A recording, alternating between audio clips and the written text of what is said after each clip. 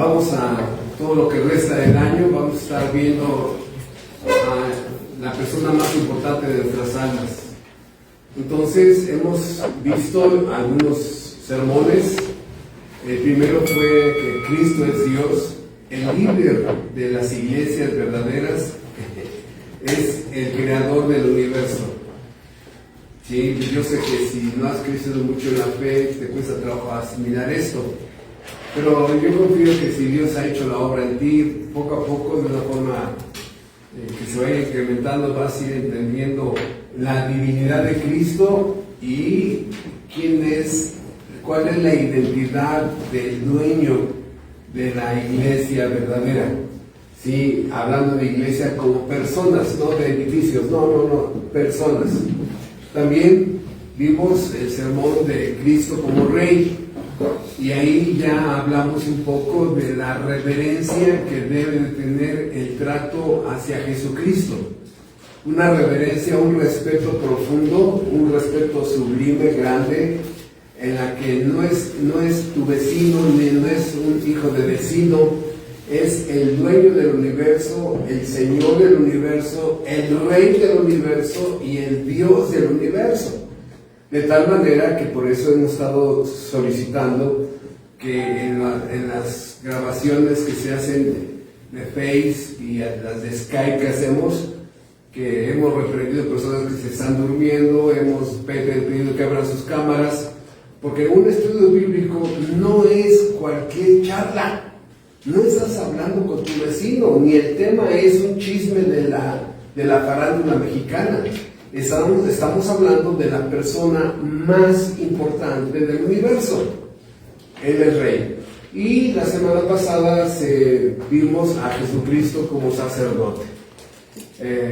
Hay tantas cosas de su gran intercesión, su sacrificio, de tal manera que hoy que vamos a ver a Cristo como profeta, vamos a entender el lenguaje que hay entre Dios y los hombres. ¿Cuál es el lenguaje entre Dios y los hombres? Bueno, es muy sencillo. Y el oficio de Cristo como profeta nos va a ayudar a entender. Dios le habla al hombre a través de un profeta. La palabra profeta, un profeta es alguien que trae una profecía. Profecía, una de las tantas funciones que tiene la profecía es anunciar cosas futuras, pero no es lo único. La profecía es la bendición que Dios le da a un hombre de hablarle a los hombres de las cosas de Dios, en el nombre de Dios y los asuntos de Dios. De tal manera que el que maneja la profecía, que repito, tiene la bendición de ser usado por Dios para que hable en el nombre de Dios a los hombres, se llama profeta. De tal manera que ya empezamos a entender esto. ¿Qué es lo que quiero decir? Que Dios le habla a los hombres a través del profeta, y los hombres le hablaban del Antiguo Testamento a Dios a través del sacerdote. Esa era la forma de la comunicación del cielo con la tierra. Repito, Dios escogiendo a hombres de Dios para que le hablaran al pueblo de lo que Dios deseaba, quería, anhelaba, planeaba. Y los hombres se congregaban alrededor de un tabernáculo y oraban a Dios, ¿verdad? Y esa era la forma del diálogo. De tal manera que esa función prácticamente sigue funcionando. ¿De qué manera? Bueno, por eso es la importancia de estudiar este tema de Jesucristo como profeta. Entonces, yo les pido de favor que tengan muy presente que Jesucristo no es Chuchín, ni el jefe, ni es el hijo del vecino. Es la persona es la única persona con una real majestad, con una real supremacía. Es el dueño del universo, Él es el Rey, y no podemos tratar un culto dominical, un estudio bíblico como cualquier charla de vecino.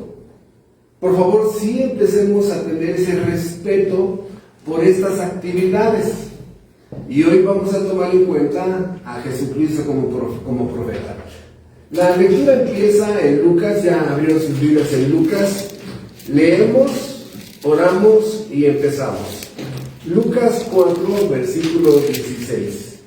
Vino a Nazaret, donde se había criado, y en el día de reposo entró en la sinagoga conforme a su costumbre, y se levantó a leer, y se le dio el libro del profeta Isaías, y habiendo abierto el libro, halló el lugar donde estaba escrito: el Espíritu del Señor está sobre mí, por cuanto me ha ungido para dar buenas nuevas a los pobres, me ha enviado a sanar a los quebrantados de corazón, a pregonar libertad a los cautivos y vista a los ciegos, y poner en libertad a los oprimidos, a predicar el año agradable del Señor.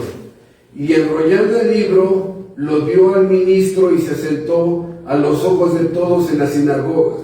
Y los ojos de todos en la sinagoga estaban fijos en él. Y comenzó a decirles: hoy se ha cumplido esta escritura delante de vosotros. Nuestro Padre Celestial, te damos las gracias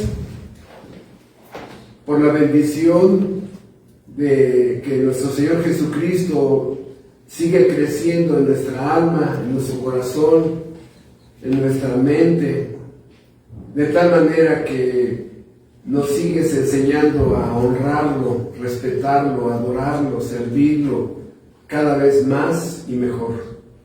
Gracias, Padre, te suplico en esta mañana que quieras bendecir el alma de los oyentes, de mis hermanos, y que también Cristo, como profeta, crezca y podamos entender que después de entender lo que Cristo hace como profeta, no necesitamos a nadie más. Él es el todo profeta, el todo suficiente para nosotros. Te rogamos tu bendición para afirmar esa verdad en nuestro corazón, en nuestra mente y en nuestra alma. Te lo suplicamos en Jesucristo. Amén. Amén. Si hay un texto donde la Biblia reafirma y confirma que Jesucristo es profeta, es ese. Él mismo lo está diciendo. Él mismo está diciendo: Dios me ungió, dice, el Espíritu del Señor está sobre mí. Yo no vengo en nombre de una iglesia, de un partido político, es Dios en mí hablándole a ustedes. Esa es la función de un profeta. Sí, vamos a manejar algunos conceptos para entender un poco esto y entender que Cristo como profeta es todo lo que necesitamos. Porque hay varios sinónimos en la Biblia de este oficio de Jesucristo. Pero es interesante ver que los judíos sí habían clasificado muy bien la función de un hombre de Dios como profeta, de tal manera que también la Biblia anuncia que vendrían falsos profetas, ¿no? Y ahora en nuestro querido México y en el internet estamos llenos de muchos falsos profetas. Es raro el que se escapa. Gracias a Dios hay como 10 que son buenos hombres de Dios que enseñan buena teología, pero estamos hablando de 10 conocidos, ¿no? Porque yo estoy seguro que hay más que no tienen esos recursos para ser conocidos, pero hermanos, estamos llenos de falsos profetas y muchas veces tú te pudiste haber desviado en el camino de la salvación, o que hayas tardado en llegar al tiempo de la salvación porque te quedaste estacionado con un falso profeta, un falso maestro. Entonces, por eso es importante entender esta función. Si en alguna parte la Biblia dice que él era profeta, es esta, y él mismo lo está diciendo: yo soy el profeta. Entonces, vamos a dar unas 20 características así de introducción, porque cada una de ellas es para una serie de Cristo como profeta. Vamos a dar unas 20 características para que podamos entender el profeta del Antiguo Testamento, para que el pueblo judío recibiera a Jesucristo como profeta y que ahora tú y yo recibamos a Cristo, ¿verdad?, como profeta, en el sentido de que ya te sientes como alumno después de haber sido regenerado, instruido, y seas instruido por este profeta. Número uno, un profeta era un hombre de Dios. Hombre de Dios es una frase que vamos a ver ahorita más adelante, nada más quiero dar el bosquejo. Es un hombre de Dios, obviamente un hombre de Dios que tenía características de ser temeroso de Dios, su vida, su integridad, su santidad, su justicia, su amor por la verdad, su consagración a Dios, su servicio a Dios. En esta época sabemos que hay hombres de drogas, ¿no? Hay hombres de alcoholismo, hay hombres de antro, hay hombres de apuesta. No, esto es muy diferente. El hombre de Dios está clasificado fuera de los conceptos del mundo, totalmente. Entonces, Dios escogía a hombres en el Antiguo Testamento y los llamaba para que fueran sus voceros, sus mensajeros, los que iban a hablar al pueblo en el nombre de Dios.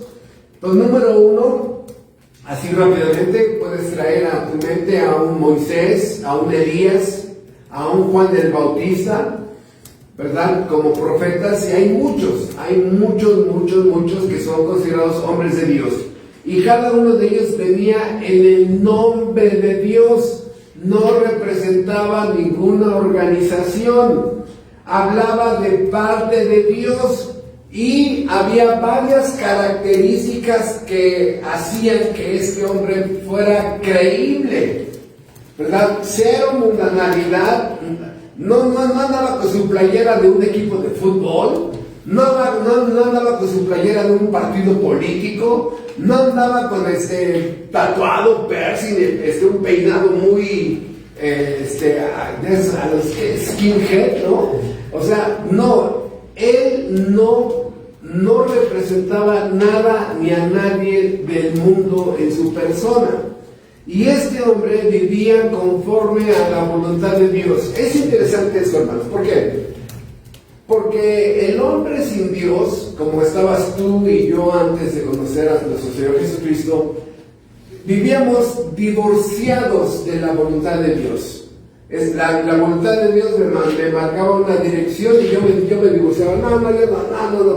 Me rebelaba a la voluntad de Dios, desafiaba la voluntad de Dios, me apartaba de la voluntad de Dios, rechazaba la voluntad de Dios. Y un profeta, un hombre de Dios, la voluntad de Dios está en armonía con la voluntad de ese hombre. Esto es importante entenderlo, porque ahora en internet hay muchos falsos profetas que están divorciados de la voluntad de Dios. De tal manera que es importante entender que la voluntad de Dios está en armonía con la de este hombre, y este hombre se sujeta a la voluntad está en armonía con la voluntad de Dios. De tal manera que hay una armonía entre esas dos voluntades. Dios manda y el hombre se somete. Dios dirige y el hombre se somete. Dios decide y el hombre se somete. Esa es la armonía. Por eso es interesante ver que un hombre de Dios, un profeta, no hay ningún problema con esto, porque este hombre tiene una intimidad con Dios. Así como Moisés subió al monte y estuvo 40 días cara a cara, esa es la frase, ¿sí? O sea, por el grado de intimidad que tenía con Dios, platicas con Dios, convives con Dios, conoces su voluntad, escudriña su palabra, escudriña su ley, ves todo lo que te está hablando de Dios, de sus atributos, de su carácter, de su naturaleza, y hay un pleno crecimiento en tu conocimiento del Dios verdadero. Esta intimidad te lleva a conocer más y más y más y más a Dios. ¿En qué? En su carácter, en sus atributos. Ya entiendes por qué hace lo que hace, ya entiendes por qué no hace lo que no hace, ya entiendes su providencia, ya entiendes su providencia en tu propia vida, de tal manera que cada vez que conoces más a Dios, caes rendido, desintegrado por todo eso que empiezas a conocer de Dios. Entonces, ¿qué es lo que quiero decir? Que un profeta de Dios, su teología es correcta.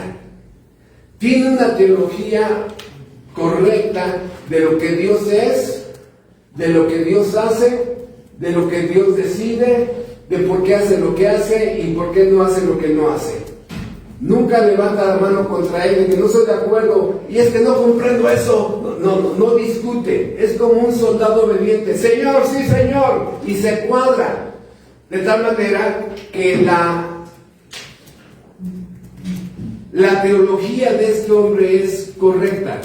Y tener una teología correcta, hermanos, y un alma redimida, te lleva a otra vez a que tu voluntad esté en armonía con la de Dios. Por eso a mucha gente que asiste a las iglesias, aún dentro de las iglesias hay gente inconversa, que todavía está viendo si deshojando la margarita, a ver si se somete su voluntad a la de Dios. Ojalá no te llegue la muerte antes de que te cuadres en esa voluntad, ¿no?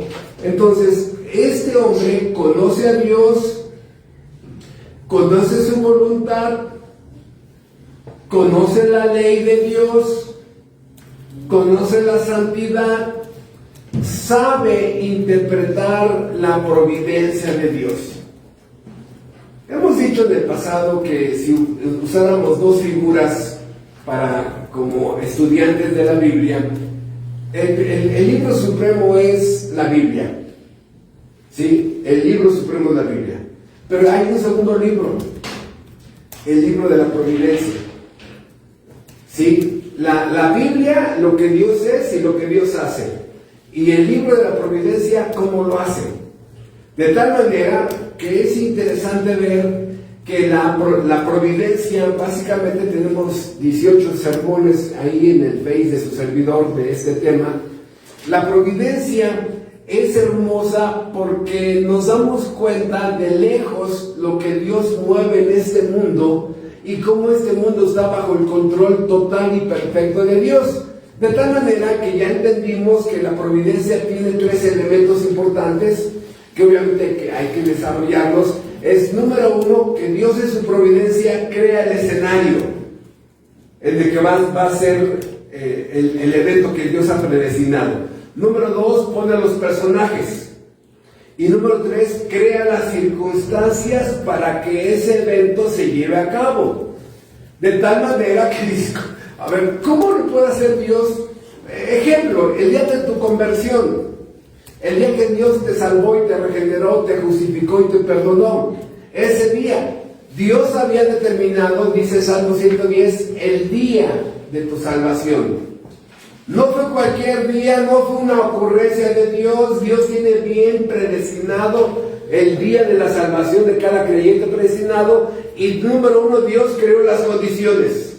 Y Dios decidió que en qué circunstancia te llamó cuando tenías cáncer, cuando estabas infartado, cuando estabas en un accidente, cuando estabas en la cárcel, cuando te estabas divorciando. Dios preparó las circunstancias y juntó los personajes. Tú, el predicador que te compartió la palabra, etcétera, etcétera. Y con cada persona la providencia lo hace. Pero ¿cómo podemos interpretar la providencia si no conocemos al Dios de la Biblia? Por eso estos 2 libros, usando esta figura, son básicos para un profeta como eran los profetas del Antiguo Testamento. Sabían lo que estaba haciendo Dios, entendían lo que estaba haciendo Dios, y ellos se podían ver a sí mismos en el movimiento, vamos a llamar, disculpen la figura, en el movimiento de ajedrez que Dios estaba haciendo en su providencia para mover las piezas a favor tuyo en ese día de tu conversión. Por eso, el profeta de Dios es un hombre consagrado a Dios, consagrado total, su mente, su corazón y su voluntad hay una consagración total a Dios, sus valores, hay una integridad.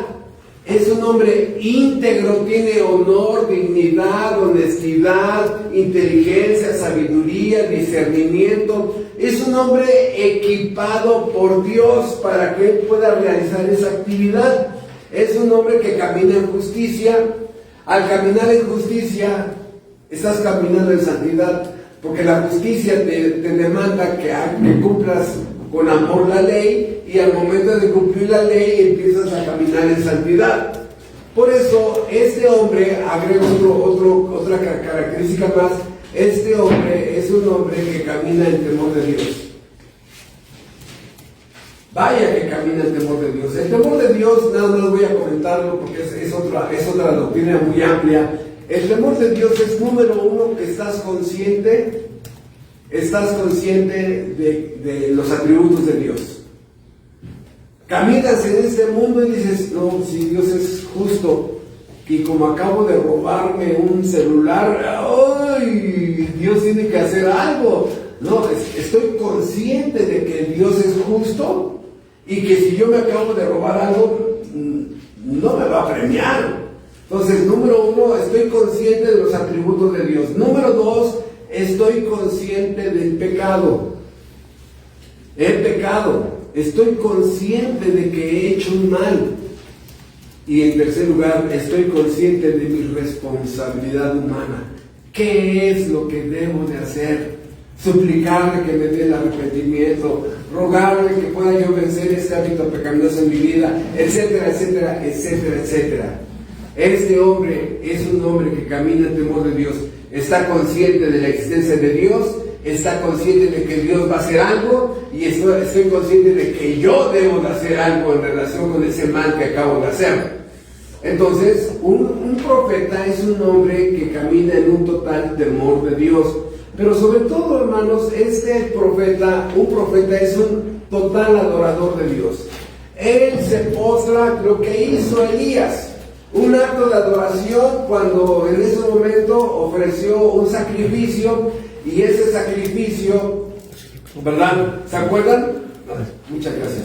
Ese sacrificio, Dios derramó fuego del cielo para que el sacrificio de Elías fuera quemado, y dice que hasta lamió el fuego el agua con la que habían bañado a ese sacrificio.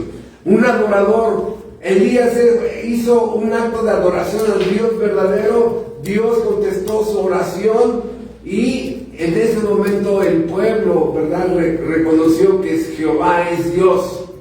Él fue glorificado, de tal manera que un profeta es un adorador de Dios.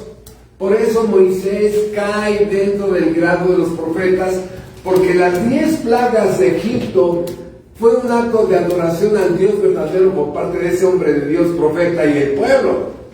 O sea, el pueblo adoró a Dios como el Dios de los juicios de Egipto. Moisés, ¿verdad?, ahí anunciándole a Faraón lo que vendría, y al final Moisés viendo gloria a Dios por toda la justicia que cayó sobre un Egipto idólatra. Por eso, este profeta, estamos hablando de una persona con un corazón cambiado, sí, pero una de las cosas más maravillosas de los profetas es que tenían una mente iluminada, un corazón iluminado y un alma iluminada. O sea, hermanos, estamos hablando de un hombre de Dios, no cualquier hijo de vecino. Es uno de los títulos más grandes que se le puede dar a un hombre. Ahí viene un hombre de Dios. O sea, ¿a cuánta gente en este mundo caído se le puede llamar? Ese es un hombre de Dios. Bueno, a un profeta era un hombre de Dios. Por eso conocía la ley, conocía los atributos, conocía la gloria de Dios, pero también conocía la naturaleza caída de los hombres. Entonces tenía un conocimiento de Dios que lo volvía un adorador, y conocía la naturaleza caída de los seres humanos, rebeldes, obstinados, incrédulos, amantes del pecado, prefieren rebelarse contra Dios en lugar de soltar sus pecados, ¿no? Los profetas conocían la naturaleza caída. Pero hermanos, una de las cosas también maravillosas de un profeta es que un profeta venía y daba una solución de Dios. ¿Ok? ¿Estás enamorado del pecado? Sí, estoy enamorado del pecado, ¿no? Y ya el profeta te hablaba de la solución. Tú no tienes la fuerza para renunciar al pecado. La voluntad humana es débil. Necesitas una fuente de poder que venga a fortalecer tu débil voluntad y renuncies a ese pecado que te está matando. Ese pecado mata. La maldad del ser humano mata al ser humano. Otra vez, eso lo leímos en una lectura dominical hace 15 días en los púlpitos de nuestras iglesias. La maldad va a matarte. Pregunta: ¿el alcoholismo va a matar a esa persona? ¿Qué? Un hombre de tranzas que se siente así muy inteligente, ¿no? Según, y entre más tranzas y él cree que le va bien. No, al de tranzas lo van a matar. Al que la droga te va a matar la droga. El adulterio te va a matar. Sí, nada más encuéntrate un hombre, un esposo celoso que te vacíe su pistola ahí, y hasta ahí llegaste. La maldad del ser humano lo va a matar. Cuando el profeta te viene a decir: detente, de eso te va a ocasionar graves problemas, te está haciendo un bien. Por eso los profetas vienen y dan soluciones. ¿Cuántas soluciones Moisés le dio como profeta a Faraón y a Egipto?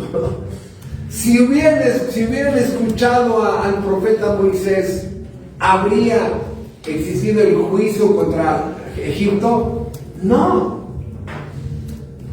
Pero ese es el problema, que el ser humano no quiere escuchar a los profetas de Dios. Por eso la característica de un profeta es que Dios, el dueño del universo, pone sus palabras en la boca de ese obrero llamado profeta. Esta era la forma en que Dios se comunicaba en el Antiguo Testamento. Hay que decir más de un profeta, pero estoy haciendo una síntesis rápida para entender esto. Por eso la Biblia, aquí Cristo se presenta como el profeta de Dios. El Espíritu de Jehová está sobre mí y me ha enviado a dar buenas nuevas.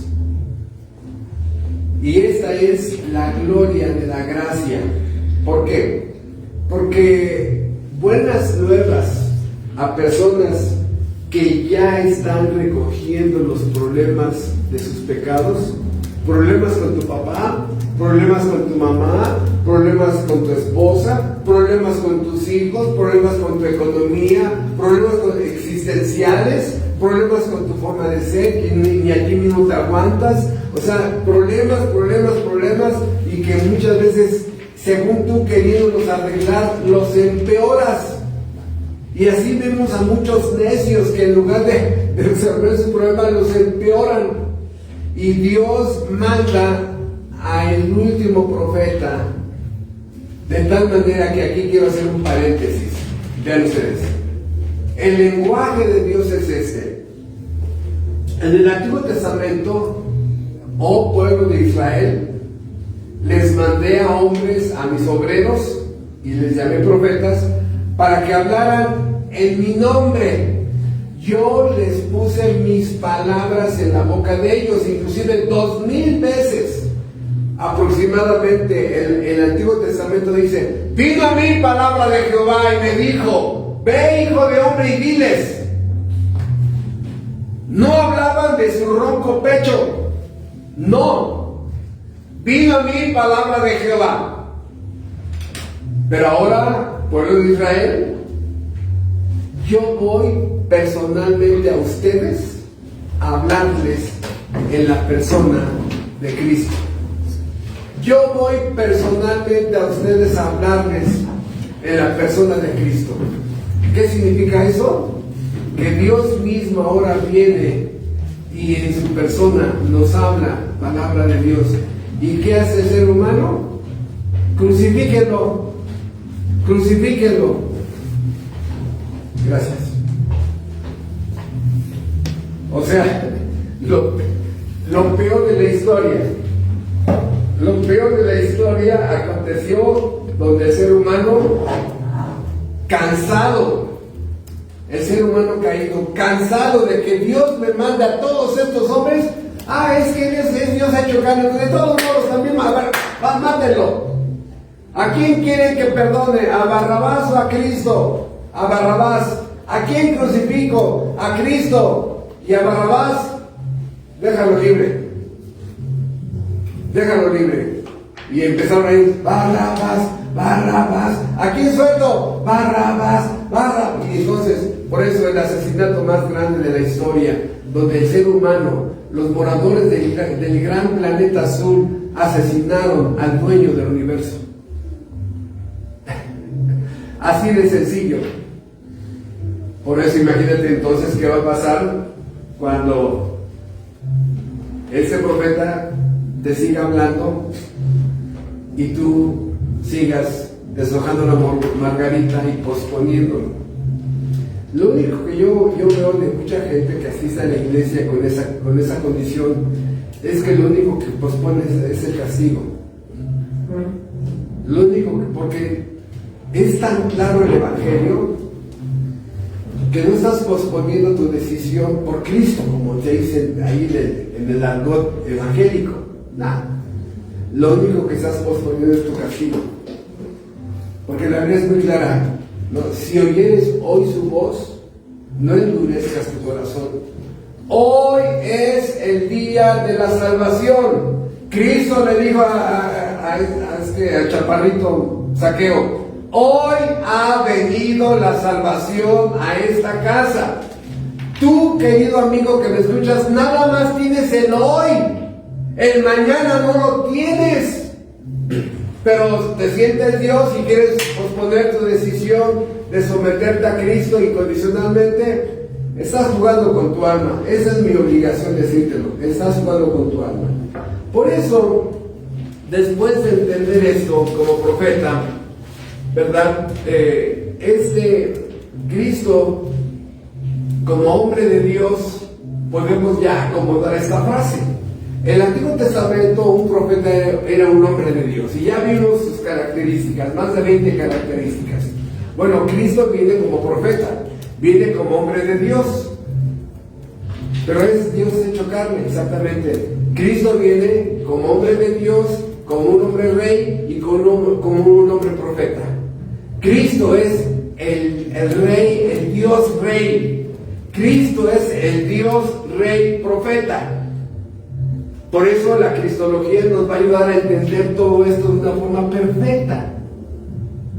Y Él viene a hablar como profeta. Y escuchen, una de las tantas cosas que hace un profeta es anunciarte cosas venideras.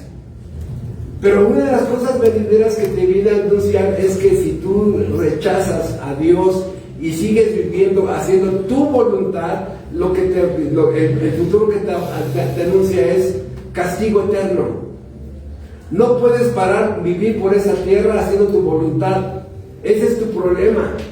Esa es tu terrible tragedia y condenación, que has vivido el 99% de tus años haciendo tu voluntad. Explícale a Dios el día de tu juicio. Es que yo pensé que mi voluntad era mejor que la tuya, ¿no? En este mundo solamente hay una voluntad. Solamente hay una voluntad, hermanos. Por eso, este hombre de Dios, le podemos agregar otras características. Este hombre de Dios está movido por dos amores. Número uno es su amor a Dios, su amor de que renuncio a mi vida personal y me vuelvo el vocero, el mensajero, el embajador de mi Dios. Todo lo voy a hacer por amor a mi Dios. Y cuando Dios, por ejemplo, en el caso de Jeremías, me da mensajes de condenación, yo en eso traga saliva, ¿no? Y por amor al prójimo, vienes y les dices, juicio viene contra ustedes. Ese es el problema del falso profeta. Que aquí está lo que... Este libro es el libro de los derechos de Dios. Este libro es el libro de la voluntad de Dios. Y este libro no minimiza a nadie en relación con el ejercicio de la voluntad de Dios. De tal manera que si yo veo que Jeremías tuvo que decirle varias cosas al pueblo, nunca le puso un toquecito para minimizar el grado de sentencia. Así fríamente como estaba lo dijo. Ese es el problema de algunos de ustedes que quieren que si Dios te da un plato de chilaquiles bien picoso, le termines dando gelatina a la persona. Ay, no, es que esto no, mi abuelita no lo va a aguantar, ¿no? Y esto, no. Cambias el chile, cambias los chilaquiles, cambias el queso, cambias la crema, y al final te das a tu abuelita un flan. ¡Qué inteligente fuiste! ¡Qué inteligente fuiste! No. Por eso, hermanos, es el amor del profeta de número 1, consagrarse a Dios, y número 2, por amor a Dios, le digo al pueblo lo que Dios dice que les diga. Por eso, hermanos, vemos en el mundo evangélico a muchos pastores comodinos, falsos, que hablan, dice en el Antiguo Testamento, dicen paz, paz, y no hay paz. Y bendiciones, y así como la reina de la primavera, bendiciones, hermanos, bendiciones,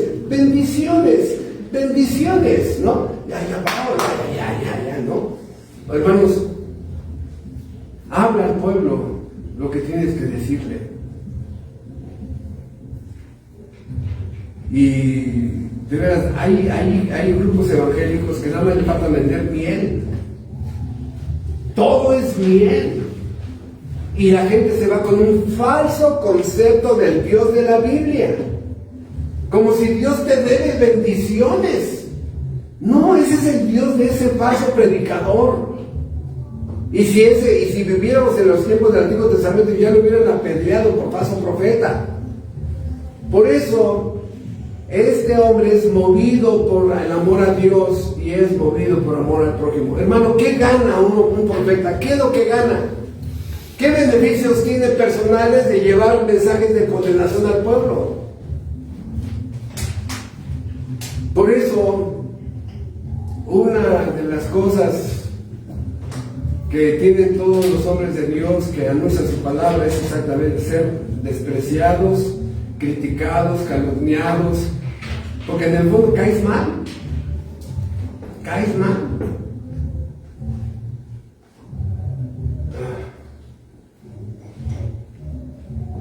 ¿Pero qué? ¿Vas a cambiar el mensaje de Dios? No. Una cosa sí sé. Escucha. Un profeta siempre es de bendición. Siempre. Porque si viene y te anuncia juicios de Dios, es para que te arrepientas y te vuelvas y dejes ese pecado. No, es que te está profetizando pura condenación, para que te arrepientas, para que te humilles, para que le supliques a Dios, perdóname, oh Dios, ten compasión de mí. Pero te endureces más. La culpa es del profeta. Un profeta siempre es de bendición, aunque de pronto te caiga mal, es para tu bien. Repito, el profeta, ¿qué gana reprendiéndote, exhortándote, amenazándote? ¿Qué gana? Nada. Lo hace por amor a tu alma. Por amor a tu alma. Y hay más sinónimos y menciones indirectas de que Cristo es profeta. Pero me gusta mucho cuando en su bautizo se abren los cielos y Dios mismo dice: este es mi Hijo amado en quien tengo complacencia, a él oíd. O sea, si alguien tiene dudas de si Cristo es profeta, a él oíd. O sea, Mateo 17:5, por si alguien, ¿no? El texto que acabamos de ver de Lucas 4:16, el Espíritu del Señor está sobre mí y me ha ungido. Y varios sinónimos que la Biblia usa de los profetas. Repito, por ejemplo, en Isaías 41:7 se usa la palabra mensajero. Alguien que lleva un mensaje. Por eso lo que estoy tratando ahorita también simultáneamente con lo que estamos explicando es que quitemos ese concepto donde a un hombre lo pusiste en un altarcito católico, ¿no? Es que es profeta de Dios, hoy está arriba de mí. No, un profeta es un obrero de Dios, donde la bendición que tiene el profeta es que Dios puso sus palabras en su boca para ti. Es todo. No es un ser de otro planeta. No es un gigante. No. Y por eso todo su carácter, su personalidad representa que tiene integridad. ¿Te has preguntado por qué Juan el Bautista vestía ropa de pieles de animal? Porque era una separación con el mundo. O sea, a mí no me vengan con que la marca fulana, la marca perengana, no, o sea, era una separación con el mundo. No, ustedes saben que hay gente que gasta miles de pesos por bolsas, trajes, ropa deportiva, tenis. Conocemos personas que pagan mucho dinero. Hay una persona que tiene tenis como Michael Jordan, que parece que tiene 40 pares de esa marca, y que dice, ¿qué? ¿Cuánto dinero tienes ahí, no? O sea, pero bueno, que Juan el Bautista haya estado vestido de ropa de pieles es exactamente, es la representación separado con el mundo, ¿no? Por eso este mensajero traía mensaje de parte de Dios. También hay otro mensajero del pacto, o ángel del pacto. También apóstol de nuestra profesión. Es otro de los nombres. En Job 33:23, un elocuente mediador muy escogido. Elocuente mediador. Uno de los títulos que le dijeron a Cristo fue Rabí. ¿A qué se refiere Rabí? Bueno, Rabí era el título más excelso que se le daba a un sabio que para honrarlo como maestro de la ley. Rabí. Y no es muy difícil entenderlo, viene de rabino. Es abreviado, pero el título Rabí era un doctor en la ley y era la forma que yo honraba a ese hombre. Por eso Nicodemo, ¿no? Cuando le llama así maestro, rabí, o sea, él mismo reconoce que viene de Dios, que es profeta de Dios, que es mensajero de Dios. Y es un título excelso, hermanos, excelso, rabí. Y estamos hablando de gente que sí estudiaba la Biblia, un fariseo que sí conocía la Biblia. Por eso vemos muchos sinónimos.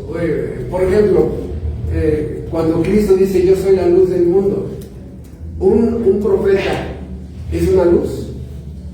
Sí. Recuerden ustedes que la Biblia habla de la luz en tres formas. Dios es luz, primera de Juan capítulo 1, Dios es luz y no hay tinieblas en él. Número 2, lámpara es a mis pies tu palabra. La Biblia es un libro de luz, porque este libro ilumina tu oscuridad y tu camino de oscuridad cuando sobre todo no sabes qué hacer. Y la santidad de una persona. la santidad de una persona. Por ejemplo, cuando uno de los tantos ejemplos es cuando Moisés bajó del monte Sinaí y su cara resplandecía. Él no sabía que su cara resplandecía.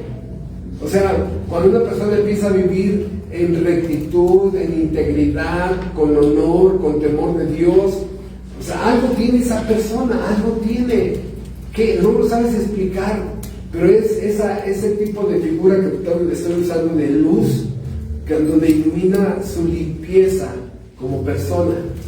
Por eso, luz sería un sinónimo de Cristo como profeta. Pero una de las cosas que me gusta mucho, y estaba pensando cómo ilustrarlo, y ya encontré la forma de cómo ilustrarlo, es otro de los títulos que se llama consejero, en Isaías capítulo 9, versículo 6. Consejero. Vean ustedes, hermanos. Este es la línea de vida de un ser humano. Todos los seres humanos vamos en la dirección negativa, ¿no? Negativa. Cuando viene alguien a hablarte, escucha, en el nombre de Dios, que es Cristo hablándote a tu alma, porque esa persona va a usar el Nuevo Testamento, palabra de Cristo. Digo también el Antiguo Testamento es palabra de Cristo, pero el Nuevo Testamento te va Cristo a estar hablando a ti como el consejero. Y Cristo, usando su palabra escrita, va a hablar a tu alma, a tu mente y a tu corazón. De tal manera que esta persona va así en sentido contrario en la vida. Te empieza a hablar como ser humano, ya hay un pequeño cambio. Te empieza a decir lo que estás haciendo mal como padre y empiezas a entender y empiezas a corregir.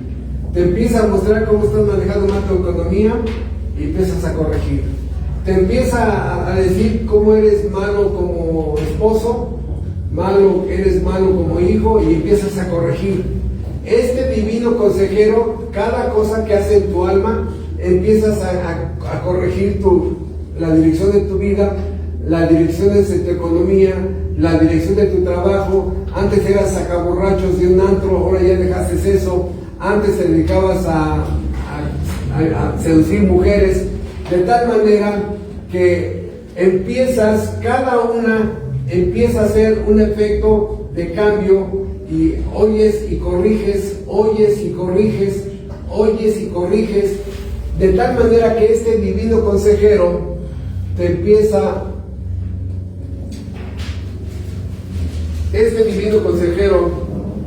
empieza a dirigir, a aconsejar tu alma.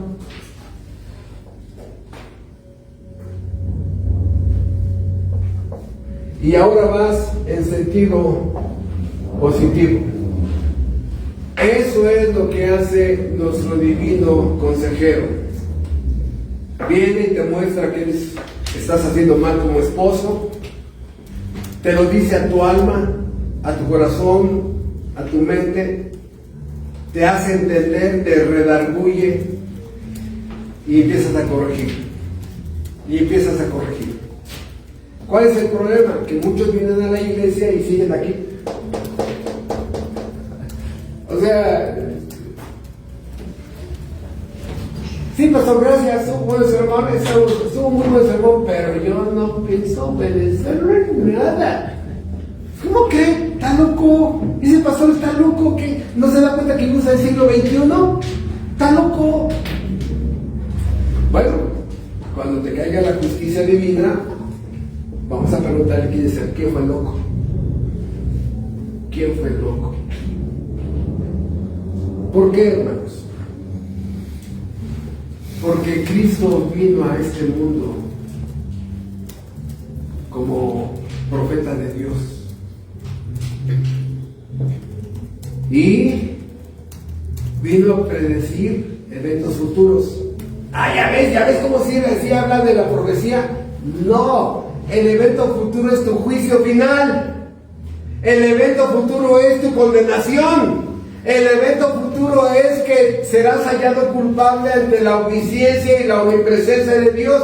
¿Qué crees, que Dios no ve tus adulterios, tus robos, tus fraudes? ¿Qué crees, que Dios no ve toda la perversidad y depravación que hay en tu vida? ¡Claro que sí! Por eso el devocional de esta mañana con Asael, ¿no? La lista de toda la gente que está entrando a la tierra de Canaán, a la lista de las tribus, la lista de los familiares. Uno dice, ¿qué lista tan aburrida? No, hermanos, es el Dios de los detalles.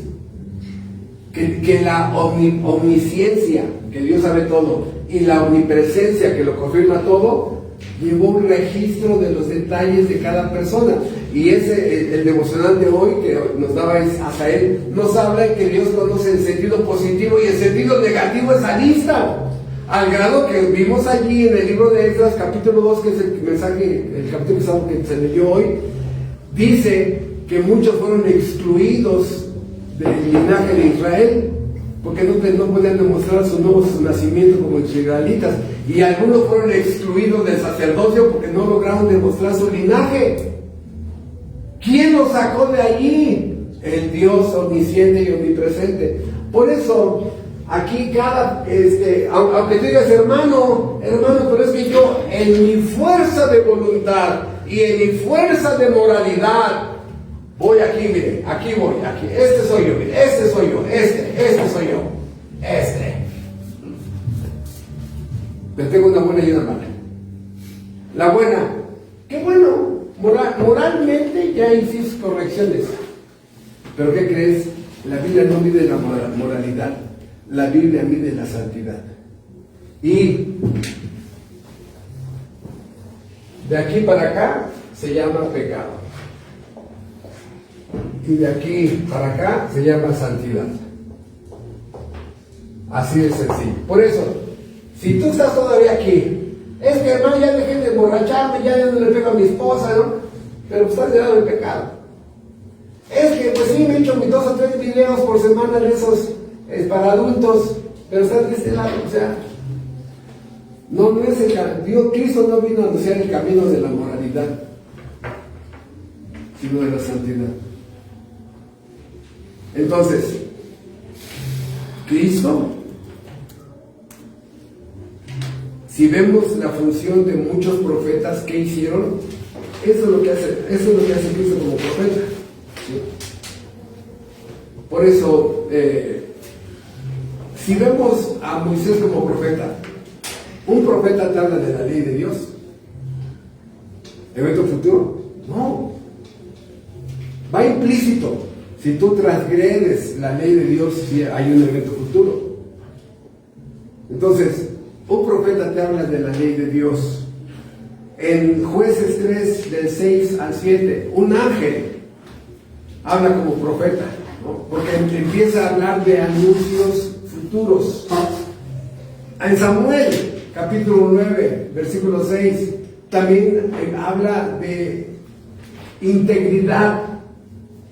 Es uno que lleva la palabra de Dios. Elías, un profeta, reprende el pecado de los gobernantes, reprende la incredulidad del pueblo. Un profeta, Elías. Eliseo, que pide una doble porción del Espíritu, alguien que anhelaba ser más útil al reino de Dios.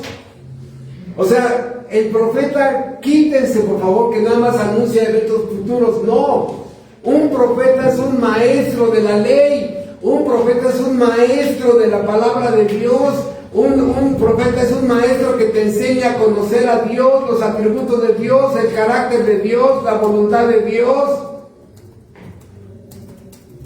Un profeta es un maestro que te enseña divinidad.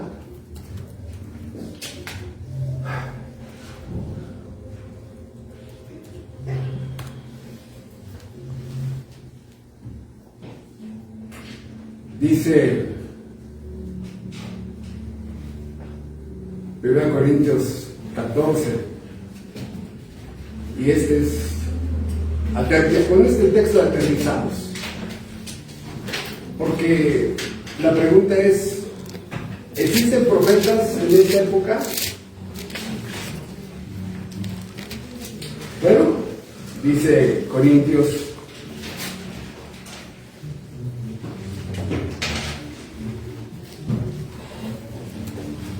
Ven ustedes, 1 Corintios capítulo 14, versículo 1. Seguid el amor y procurad los dones espirituales, pero sobre todo que profeticéis. Porque el que habla en lengua no habla a los hombres, habla en lenguas, no habla a los hombres, sino a Dios, pues nadie le entiende, aunque por el Espíritu habla misterios. Pero el que profetiza habla a los hombres para edificación, exhortación y consolación. A ver, ¿hay profetas en el Nuevo Testamento como tal, nombrados por Dios, enviados por Dios? No. ¿Por qué? Porque ya toda la voluntad de Dios la tenemos aquí escrita. Ya la tenemos escrita. Esta es la voluntad de Dios. Aquí tenemos su verdad, su doctrina, sus fundamentos. Aquí tenemos lo básico de que el ser humano necesita saber. Entonces, como oficio, no, ya no hay profetas. Ahora lo que hay es profecía. Ay, hermano, entonces los hombres de Dios del Nuevo Testamento anuncian cosas por venir. ¡No! Porque ya están escritas. Y si de pronto alguien que se tomó 14 atoles, 25 empanadas, 14 churros, 23 sopes, ¿no? Y tuvo pesadillas, y al siguiente día llega la mañana y es que Dios me habló en la noche, hermanos, y me dijo que les dijera. No. Bueno, según la ley hay que apedrearla, ¿no? Estoy hablando de forma metafórica, no vayan a pensar que estoy promoviendo la violencia, no, hermanos. O sea, no. Esa persona tuvo una noche, cenó, y todavía se fue a ir por taquitos al pastor, ¿no? O sea, imagínensela. No, hermanos, la profecía, aquí dice que es la profecía en el Nuevo Testamento. Aquí lo dice, en el versículo 3. Pero el que profetiza habla a los hombres de las cosas que van a suceder en el futuro. ¿Así dice? No. Vean ustedes en qué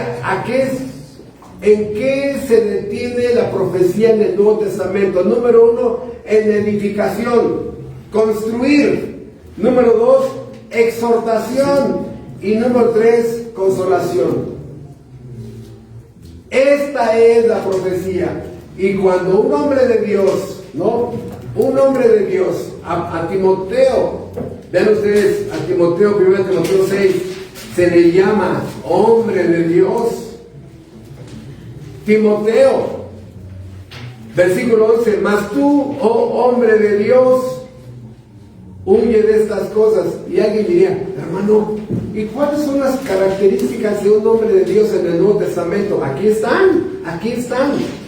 1 Timoteo 6:11, mas tú, hombre de Dios, número 1, huye de estas cosas y sigue la justicia. Un hombre de Dios sigue la justicia, sigue la piedad, dice ahí, sigue la fe, sigue el amor, sigue la paciencia, sigue la mansedumbre, pelea la buena batalla de la fe, echa mano de la vida eterna, todo eso que sigue ahí adelante.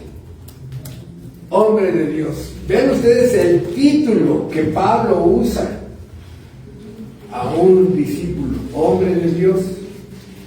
Hermano, y entonces los hermanos de la iglesia, los varones, y los pastores y los diáconos, ¿qué son? Bueno, vamos a preguntarle a Pablo. 1 Timoteo, capítulo 3.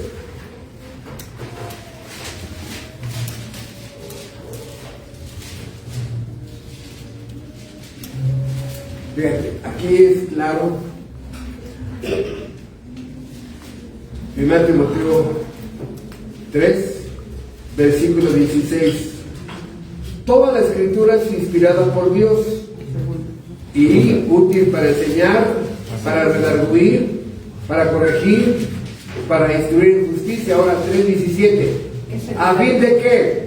A fin de que el hombre de Dios sea perfecto, enteramente preparado para toda buena obra. ¿Qué es lo que Dios quiere hacer con cada jefe de familia, cada joven, cada pastor, cada diácono, cada anciano? ¿Qué es lo que Dios quiere a qué nivel quiere que lleguen en santidad, en integridad, en honor, etcétera, etcétera? Dice, a fin de que el hombre de Dios sea perfecto, enteramente preparado para toda buena obra.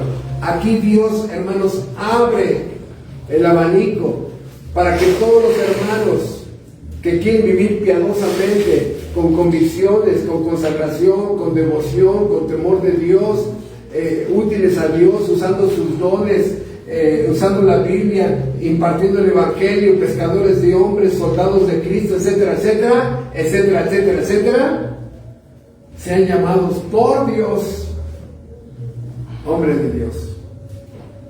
Tú dime, si tú tienes años de estudiar la Biblia, si hay un título más grande. No, hermano. Por eso, Cristo es nuestro profeta. Vino y me enseñó mi estado de perdición. Vino y me enseñó la cruz del Calvario. Vino y me enseñó el nuevo nacimiento. Vino y me enseñó la adopción. Vino y me enseñó la justificación. Vino y me enseñó su sacrificio vicario y expiatorio. Vino y me enseñó la redención. Vino y me enseñó la propiciación. Vino y me enseñó la verdad. Vino y me enseñó la ley. Vino y me enseñó la Biblia. Y ahora que tengo problemas como esposo, me aconsejan para mejorar mi área como esposo. Y ahora que tengo problemas como esposa, porque soy una mala esposa, viene y me aconseja para ser una mejor esposa. Vengo como empleado y me aconseja para ser un mejor empleado. Vengo como patrón y me aconseja para ser mejor patrón. Vengo como ser humano y el área económica, espiritual, de la vida íntima, como padre, en mi hogar, en mis inversiones, en mi economía, me empieza a aconsejar todo. Y no camino ya a la deriva en este mundo. Él es mi maestro, Él es mi supremo rabí, y por eso andas perdido y andas en las tinieblas y andas sin brújula en este mundo, porque no tienes nadie quien te enseñe. Esa es tu perdición. Has rechazado al maestro de tu alma, al profeta, al rabí, al mensajero de Dios que es Jesucristo mismo. Esa es su tragedia. Pero esa es la bendición más grande de aquel que como alumno, como niño viene y se sienta, ¿verdad? Y escucha. Por eso, ¿de cuántos problemas no libra Dios a alguien que se sienta a estudiar la palabra de Dios y la obedece? ¿De cuántos problemas es salvado? Hermano, de cientos de problemas. Pero tú que te sientes, no, yo es que a mí nadie me enseña, no, es que yo sé tomar mis propias decisiones, no, yo no necesito eso, yo porque tengo que buscar a una persona que es el libro obsoleto, yo tengo mucha inteligencia para construir mi vida. Amigo, voltea alrededor. El gran porcentaje de seres humanos tiene vidas arruinadas. Agarra 100 personas de 1.000.000, 100, y a cada una pregúntale, ¿estás donde querías estar? ¿Te casaste? ¿Tienes la pareja con la que querías tener? ¿Está tu economía como la deseabas? Hermanos, pero tú eres la aguja del pajar. Tú, ¿cómo dice? La chicha coherera, ¿no? Así, wow. No. Qué bendito el hombre que tiene a Cristo como su profeta, su maestro, su rabí. Yo no sé dónde estaría yo si Cristo no hubiera sido mi maestro hace 38 años. Desde ese día, mi esposa y yo nos sentamos a ser enseñados por Él, a instruidos por Él. Y por eso, gracia sobre gracia, gracia sobre gracia, hemos recibido durante muchos años. Porque primero es su gracia en mí para reconocer que no sé. Su gracia en mí para preguntar. Su gracia en mí para sentarme y estudiar y apuntar. Y ahora su gracia para hacerlo. Gracia sobre gracia, gracia sobre gracia, gracia sobre gracia. Él es mi Rabí supremo, no existe otro. Y cualquier duda existencial en mi matrimonio, en mi vida, en mi economía, en mi trabajo, en la iglesia, con mis dones, con mis habilidades, con mis hermanos, aquí está la respuesta. Él ya dejó todas las respuestas a todas tus preguntas, pero ven y tómate tu tiempo, apágale a tu radio, a tu celular y ponte a estudiar la Biblia.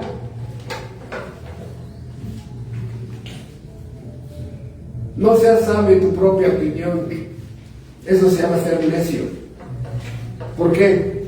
Porque no tienes todos los argumentos a tu favor. Hay cosas que desconoces. Tu inexperiencia, tu falta de madurez, tu falta de conocimiento, tu falta de preparación. No eres Dios. Por eso, no recuerdo en qué predicación les comentaba a ustedes que en este mundo hay dos terrenos, ¿no? El terreno de la soberbia y el terreno de la humildad. En el terreno de la humildad, reconoces que no sabes, reconoces que tienes limitaciones, que no tienes toda la experiencia y toda la madurez, reconoces que posiblemente ni conoces a Dios y pides ayuda, pides consejo. Y en la humildad agachas la cabeza. Oiga, pues ahí siempre inclinación de cabeza, ¿no? Oiga, mire, es que necesito esto, tengo ese problema, no sé cómo hacerle, ya me metí en la situación, etcétera, etcétera, ¿no? Porque en el terreno de la humildad crecen muchas virtudes. Crecen virtudes en el terreno de la humildad, pero en el terreno de la soberbia, ni tú mismo te aguantas. En el terreno de soberbia no crece nada. Nada, porque es en el terreno de la humildad donde te juntas con un equipo de consejeros, tu tío, tu hermano, un hermano de la iglesia, etcétera, etcétera, y te ayudan a tomar una mejor decisión. Cada vez es más claro lo que debes de hacer. Pero en el terreno de la soberbia, eres tú solo, eres tú sola. ¿Te las sabes todas? Por eso, hermanos, qué mejor tener a un rabí que lo encuentras abriéndolo este libro. Qué hermoso disposición de tener la respuesta correcta para mi duda suprema. Él es el rabí, Él es el profeta. Por eso, como lo dije al principio, si Cristo es mi profeta, mi maestro, mi rabí, Él es mi todo. No necesito a nadie más. A nadie. Cuando tú vas con un pastor que tienes una duda, lo único que hace el pastor es decirte: ay, hermano, vaya al pasaje fulano, y ahí nuestro celestial profeta le va a explicar, le va a contestar la pregunta que estés haciendo. Es todo lo que hacemos. Porque ningún hombre escribió este libro, fue Dios el que lo inspiró. Por eso, lo único que hacemos es, en tal pasaje, hermana, fíjese que vamos a darle lectura. ¿Cuánto sabe ese hombre? No, yo no sé nada. Lo único que sé es dónde estaba la respuesta de nuestro Rabí supremo. Él es el que te aclara tus dudas. Él es el que ilumina tu corazón. Él es el que ilumina tu alma. Él es el que ilumina tu mente. Él es el que da firmeza a tus convicciones. Es Él. Y si has crecido en conocimiento y en práctica, ha sido porque te has sentado con humildad ante tu supremo Maestro y Rabí. Por eso esta frase de hombre de Dios, hermanos, es uno de los privilegios más grandes que hay en el Nuevo Testamento. Se ha llamado así porque es una frase, y ya me estoy dirigiendo al final, es una frase posesiva. Posesiva. ¿Por qué? Porque ese hombre le pertenece a Dios. Es un hombre de Dios. Le pertenece a Dios. Y hermanos, es de muchísima responsabilidad ser llamado así. Cualquiera que anhele ese título, pues, se van a levantar sobre ti.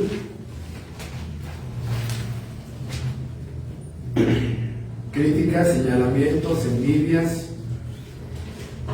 ¿Qué hombre de Dios no fue atacado y criticado? Por eso yo sí te invito a que trabajes mucho en ser llamado así un hombre de Dios, como estos hombres santos, ¿no?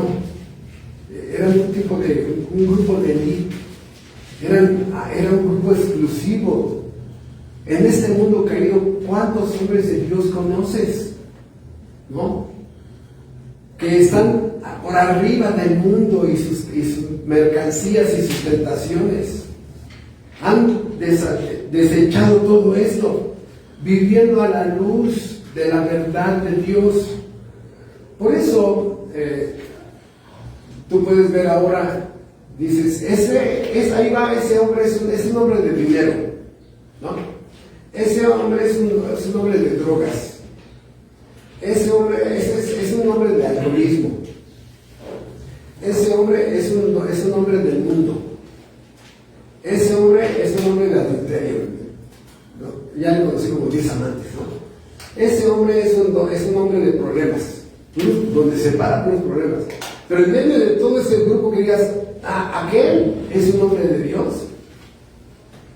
¿Te imaginas que a uno de tus hijos dijeran eso? Que tu hijo es un hombre de Dios, que tuvieses un llamado espiritual especial.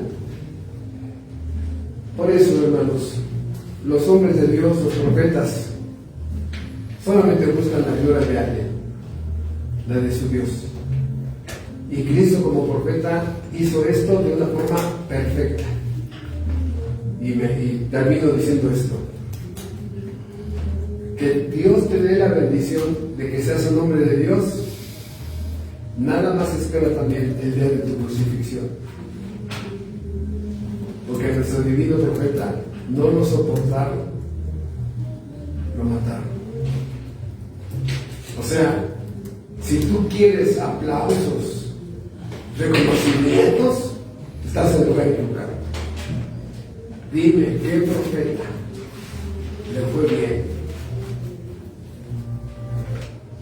Dime, ¿qué hombre de Dios le fue bien? Hay un texto que dice que Timoteo fue enviado a la cárcel. Pisar la cárcel por tu fe.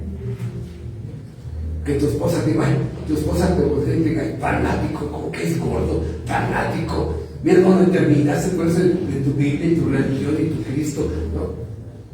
Y que el primer rechazo venga de tu esposa, de tus hijos. Ser hombre de Dios también tiene su precio. Pero pregunta, a un hombre de Dios, el Dios del universo lo desamparó. No, hermanos, sus bendiciones son de otro mundo. Son de otro mundo.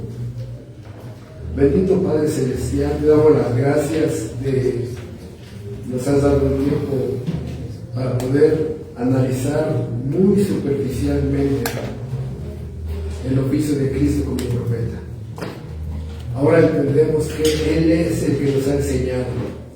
Él es el que ha usado su palabra, tu palabra, para instruirlos. Él es el que es predicado en cada púlpito. Él es el que nos ha redarguido, consolado, exhortado, reprendido, amenazado. Él es el que nos ha construido. Él es el que nos ha alimentado, nutrido. Él es el que nos ha dirigido, capacitado, entrenado. Él es el que ha hecho todo. Él es nuestro todo maestro. Te damos las gracias de que Cristo como profeta sobresale sobre todos los hombres. Y lo único que hacemos los hombres en los púlpitos es citar el texto donde nuestro supremo profeta nos da la enseñanza. Es todo lo que hacemos, Señor. Pero te damos las gracias por el honor que tenemos de señalar en tu palabra donde nuestro celestial profeta enseñó lo que en ese momento se está enseñando. Gracias, Padre, porque Cristo es todo para nosotros, suficiente en la enseñanza, como consejero, como luz. Gracias, en el nombre de tu Hijo, Dios Rey, te damos las gracias. Amén.